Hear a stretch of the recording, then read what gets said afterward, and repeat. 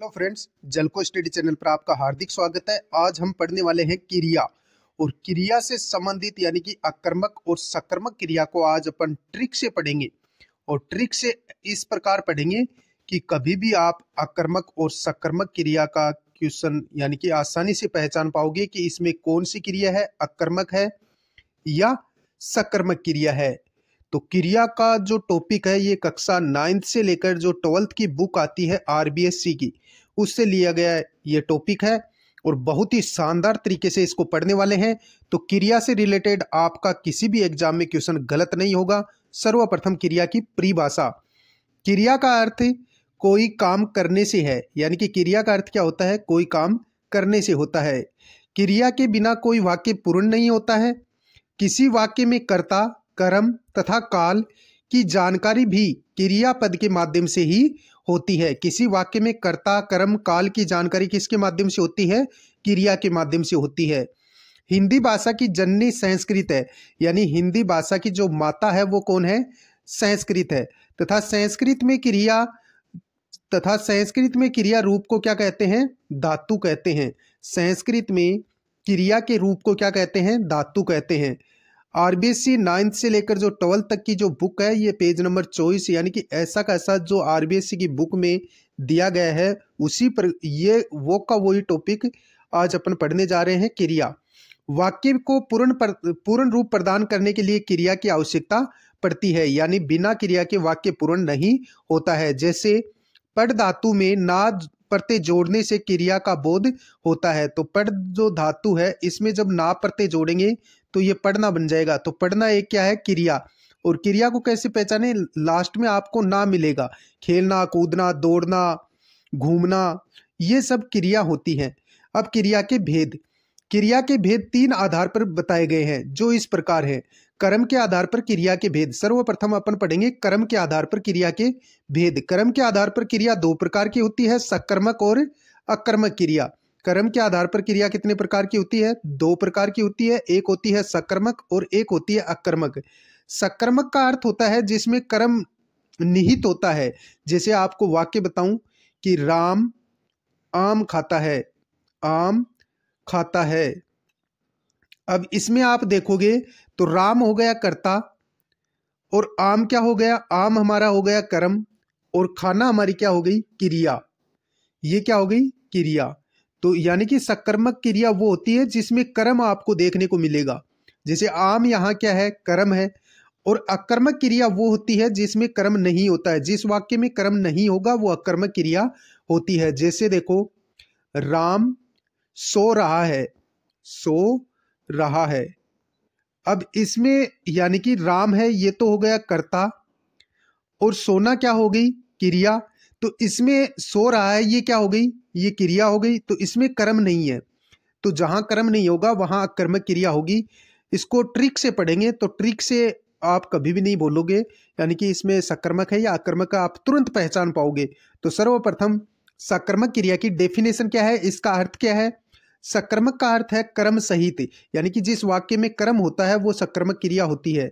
क्रिया का फल जब कर्म पर पड़े तो वह सकर्मक क्रिया होती है। क्रिया के व्यापार का फल यदि कर्म पर पड़ता है तो वह सकर्मक क्रिया कहलाती है। जैसे उदाहरण देखो, सीता बांसुरी बजा रही है। सीता हो गई इसमें कर्ता, बांसुरी इसमें कर्म हो गया, बजाना क्या हो गई? क्रिया। तो ये सकर्मक क्रिया है। ललित आम खा रहा है, आम खाता है। तो आम इसमें क्या है? कर्म है। ललित इसमें क्या हो गया? कर्ता और खाता है, ये क्या होगी? क्रिया। तो इस प्रकार इसमें कर्म निहित होगा। और इसको पहचाने कैसे? आप क्या से प्रश्न करके देख लो। देखो, सीता और बांसुरी को हटा लो, यहाँ क्या रख के देख लो। यदि क्या से प्रश्न सही बन रहा है और उत्तर आ रहा है तो वहां निश्चित तौर पर सकर्मक क्रिया होगी। जैसे देखो, सीता क्या बजा रही है तो उत्तर क्या आएगा? बांसुरी। तो बिल्कुल सकर्मक है। ललित क्या खाता है तो अपना उत्तर आ गया आम। तो यानी कि क्या लगा के देख लो, आपको तुरंत पता चल जाएगा कि इसमें सकर्मक क्रिया है या अकर्मक। बच्चा चित्र बना रहा है, बच्चा क्या बना रहा है? चित्र बना रहा है।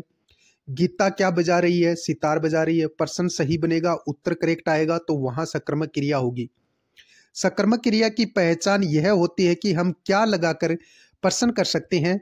अब कहाँ जाए कि अब कहा जाए कि सीता क्या बजा रही है। अब यानी कि यहाँ यही उदाहरण जो मैंने बताया है कि सीता क्या बजा रही है, तो उत्तर आएगा, तो इसका उत्तर क्या होगा, बांसुरी। इस प्रकार सकर्मक क्रिया की पहचान वाक्य में क्या लगाकर कर सकते हैं, यदि उत्तर की प्राप्ति होती है तो वहां सकर्मक क्रिया होती है। अब सकर्मक क्रिया के भी दो भेद होते हैं। सकर्मक क्रिया कितने भेद होते हैं, दो, इसके भी दो भेद होते हैं। एक तो होती है एक कर्मक क्रिया, जिस वाक्य में क्रिया के साथ एक ही कर्म उपस्थित हो वहां एक कर्मक क्रिया होती है। यानी कि जिस वाक्य में केवल एक ही कर्म होगा वहां एक कर्मक क्रिया होगी, उसमें एक ही कर्म होता है वहां एक कर्मक क्रिया होती है। बिल्कुल सरल है। मोहन आम खा रहा है, तो मोहन कर्ता हो गया, आम है ये क्या हो गया, ये हो गया अपना कर्म, और कर्म एक ही है। तो जहां एक ही कर्म होगा वहां एक अकर्मक क्रिया, एक कर्मक क्रिया होती है। जैसे यहाँ मोहन के द्वारा एक ही कर्म अर्थात खाता है, यानी कि आम है ये कर्म है। यहाँ नीचे और उदाहरण देखो, रीना पुस्तक पढ़ती है, तो पुस्तक इसमें क्या है, कर्म है। क्या लगा करके देख लो, रीना क्या पढ़ती है, उत्तर आएगा कर, यानी कि पुस्तक, तो ये कर्म है। तो इसमें एक कर्मक क्रिया है। नौकर रस्सी ऐंठ रहा है, नौकर क्या ऐंठ रहा है, रस्सी, तो इसमें रस्सी में कौन सी क्रिया हो गई, सकर्मक क्रिया। इसमें सकर्मक में भी ये पूछा जाए कि इसमें कौन सा भेद है, तो एक कर्मक क्रिया है। कौन सा है, एक कर्मक क्रिया है, यह आपको यानी कि बताना है। निशा ने फल खरीदे, निशा ने क्या खरीदे, फल। आशीष आम खाता है, आम है इसमें क्या है, कर्म है, एक कर्मक क्रिया है। मनीषा पुस्तक पढ़ती है, पुस्तक क्या हो गया, कर्म। चंदन ने सब्जी खरीदी, सब्जी क्या हो गया, कर्म। डाकिया चिट्ठी लाया, चिट्ठी क्या हो गया, कर्म। माँ पढ़ रही है, ये अकर्मक क्रिया है, इसमें कर्म नहीं है। माँ पढ़ रही है, क्या पढ़ रही है, यानी कि ये अकर्मक है। लेकिन पढ़ना जो क्रिया होती है ये इसको अपन यानी कि सकर्मक क्रिया में शामिल करते हैं। इस बात का आप ध्यान रखोगे। यदि ये पूछा जाए कि उपयुक्त वाक्य में कौन सी क्रिया है, तो इसमें सकर्मक करनी पड़ेगी, क्योंकि जो पढ़ना जो क्रिया है ये सकर्मक में प्रयुक्त होती है। इस बात का आप ध्यान रखेंगे। अब पढ़ेंगे द्विकर्मक क्रिया, यानी कि जिसमें दो कर्म होंगे वाक्य में। जिस वाक्य में क्रिया के साथ दो कर्म उपस्थित रहे वहां द्विकर्मक क्रिया होती है। जैसे यानी द्विकर्मक क्रिया क्या क्या होती है, जिस वाक्य में दो क्रम होते हैं, दो क्रम होते हैं वहां द्विकर्मक क्रिया होती है। जैसे यहाँ देखो, शिक्षक कर्ता हो गया, शिक्षक बच्चों को गणित पढ़ा रहा है। यहाँ देखो शिक्षक कर्ता हो गया, बच्चा कर्म है, तो गणित भी कर्म है, और पढ़ाना क्या हो गई, क्रिया हो गई। तो यहाँ दो कर्म है, यानी कि जो बच्चों को गणित पढ़ा रहा है, तो बच्चों ये तो हो गया गौण क्रम। कौन सा क्रम है, गौण क्रम। कई बार ये भी पूछ लेते हैं। और गणित इसमें क्या है, मुख्य क्रम है। कई बार वाक्य दे देते हैं और ये पूछ लेते हैं कि इसमें से गौण क्रम कौन है, कौन सा है। तो पहला जो आएगा कर्ता के बाद में ये तो होता है गौण क्रम, और बाद में आता है यानी क्रिया से पहले आएगा ये होता है मुख्य क्रम। ये क्या है, मुख्य क्रम। इस वाक्य में दो क्रम उपस्थित है, यानी कि इस वाक्य में दो क्रम है, एक तो बच्चों और एक गणित। इस वाक्य में दो क्रम उपस्थित है। एक एक क्या पढ़ा रहा है, यानी कि गणित। दूसरा किसे पढ़ा रहा है, तो उत्तर आएगा बच्चों को, यानी कि गणित और बच्चों ये दो क्रम है। ऐसे वाक्यों में द्विकर्मक क्रिया रहती है। जैसे अन्य उदाहरण देखो, नौकर कुत्ते को दूध पिलाता है। अब पिलाना तो हो गई क्रिया, कुत्ता इसमें कर्म हो गया, और दूध भी इसमें कर्म है। नौकर क्या हो गया, इसमें कर्ता हो गया, तो इसमें दो कर्म हो गए। तो अब आपको इस वाक्य में कौन सी क्रिया बतानी है, द्विकर्मक क्रिया है। कौन सी क्रिया है, द्विकर्मक क्रिया है। दूसरा, अब इसमें से आपको ये पूछ ले कि इसमें से गौण क्रम कौन सा है, तो कुत्ता हो गया, ये तो होगा गौण क्रम, यानी जो पहले आएगा वो तो हो गया गौण क्रम। और जो क्रिया के पहले आएगा, जैसे दूध है, तो दूध इसमें क्या हो जाएगा, मुख्य क्रम हो जाएगा। दूध में कौन सा क्रम है, मुख्य क्रम है। इसी प्रकार अन्य उदाहरण देखो, सीता ने आर्यन को पुस्तक दी। अब सीता इसमें संगीता इसमें क्या हो गई, कर्ता। आर्य इसमें क्या हो गया, कर्म। और पुस्तक भी क्या हो गया, कर्म। तो इसमें दो क्रम है, वहां द्विकर्मक क्रिया होती है। और देना क्या हो गई, क्रिया। अध्यापक ने छात्रों को पुस्तक पढ़ाई। अब छात्र और पुस्तक ये दो क्रम हो गए, तो द्विकर्मक क्रिया। अध्यापक क्या है, कर्ता, पढ़ाना क्या हो गई, क्रिया। इसी प्रकार निचले वाक्य में देखो, कमला ने शांति को पुस्तक दी। दी यानी देना तो हो गई क्रिया, कमला इसमें कर्ता है, शांति इसमें कर्म है, पुस्तक इसमें कर्म है। तो ये द्विवीय कर्म क्रिया होती है। ये कौन सी क्रिया होती है? जिस वाक्य में दो क्रम होते हैं वहां द्विवीय कर्म क्रिया होती है। अब आपको ये पूछ लेगा एग्जामिनर कि इस वाक्य में गौण क्रम कौन सा है और मुख्य क्रम कौन सा है। तो शांति तो हो गया यानी कि गौण क्रम। कौन सा क्रम है? गौण क्रम। और पुस्तक इसमें कौन सा क्रम है? तो ये मुख्य क्रम है। कौन सा क्रम है? मुख्य क्रम है। इसी प्रकार नीचे और उदाहरण दे रखे हैं, वो भी देखो। प्राचार्य ने विद्यार्थी को पुरस्कार दिए। अब इसमें प्राचार्य तो हो गया कर्ता, विद्यार्थी गौण क्रम है और पुरस्कार इसमें मुख्य क्रम है, और देना ये क्या हो गई? क्रिया। तो देखो यहाँ कौन सी क्रिया है? यहाँ द्विवीय कर्मक है, क्योंकि यहाँ दो क्रम हो गए। कर्ता प्राचार्य हो गया, विद्यार्थियों को पुरस्कार दिया। पुरस्कार क्या है? कर्म। विद्यार्थियों यहाँ कर्म के रूप में प्रयुक्त होगा, तो ये द्विवीय कर्मक क्रिया है। इस बात का आप ध्यान में रखोगे। नीचे वाला उदाहरण देखो, अध्यापक छात्रों को कंप्यूटर सिखा रहा है। अध्यापक इसमें कर्ता हो गया, अध्यापक क्या है? इसमें कर्ता है। छात्र क्या हो गए? गौण क्रम हो गए। गौण क्रम कौन सा है इसमें? छात्र।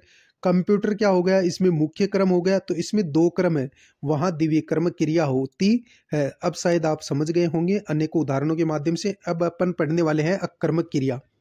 अकर्मक क्रिया क्या होती है? जिन वाक्यों में क्रिया का फल कर्ता पर पड़े वहां अकर्मक क्रिया होती है। अर्थात इसकी सरल डेफिनेशन क्या होगी?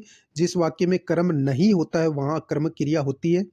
अकर्मक वाक्यों में कर्म प्रयुक्त नहीं होता है। जैसे देखो, लता खाती है।